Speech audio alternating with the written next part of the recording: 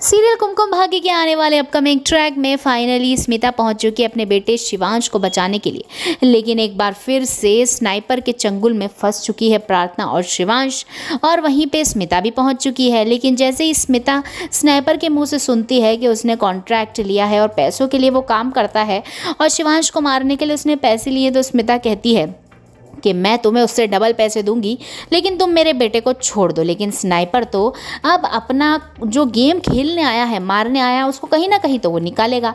तो उसने ये काम किया है कि उसने जो उसकी गन है उसमें से सारी गोलियां निकाल के केवल एक गोली बचाई है, और अब वो 3 लोगों के बीच में एक गोली का एक्सपेरिमेंट करने के लिए तैयार खड़ा है। वो सबसे पहले शिवांश के ऊपर गोली दागता है और शिवांश बच जाता है। सेकेंड वो स्मिता के ऊपर करता है, स्मिता भी बच जाती है। लेकिन जैसे ही बात आती है प्रार्थना की, तो प्रार्थना को बचाने के लिए अब फाइनली खड़ा होने वाला है शिवांश। शिवांश की आत्मा फिर से जाग उठेगी और आ जाएगा होश हमारे शिवांश को। प्रार्थना की जान बचाने के लिए शिवांश के अंदर से वापस से आ जाएगी एनर्जी और वो उठ जाएगा व्हील चेयर से और बचा लेगा अपनी पत्नी प्रार्थना को। और स्नाइपर को अच्छे से जूते मारता रहेगा जब तक बाहर से पुलिस आ जाएगी और पुलिस ले जाएगी स्नाइपर को पकड़ के। लेकिन ये सब होने के बाद जब वो स्मिता की तरफ देखता है तो उसे लगता है कि उसकी माँ उसे बचाने के लिए इतने बड़े जोखिम में आई हैं, तो लगा लेता है वो स्मिता और प्रार्थना दोनों को गले। लेकिन ये सारी चीज़ें घर बैठे बुआ जी टीवी पर देख रही होती हैं। बुआ जी के तो पैरों तले ज़मीन ही खिसक जाती है कि ये मेरा शिवांश पहली बात तो कहाँ फंसा हुआ है, और दूसरी बात ये लगा रहा है स्मिता को गले और प्रार्थना को गले। ये सारी चीज़ें देख हवाइयाँ उड़ने वाली है बहुत से लोगों की।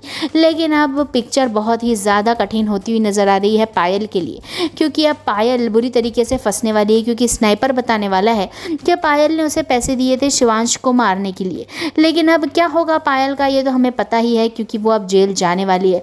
लेकिन सीरियल में अब नया मोड़ जो आने वाला है, अब जो शिवांश और प्रार्थना की जोड़ी कच्ची थी अब वो पक्की होने वाली है।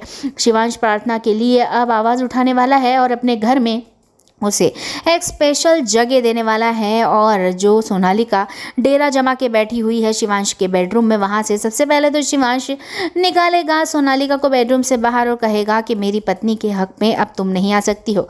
तो कैसा लगा आपको आने वाला अपकमिंग, कमेंट्स में ज़रूर बताइए और देखते रहिए हमारे साथ कुमकुम भाग्य, और एक लाइक तो बनता है दोस्तों।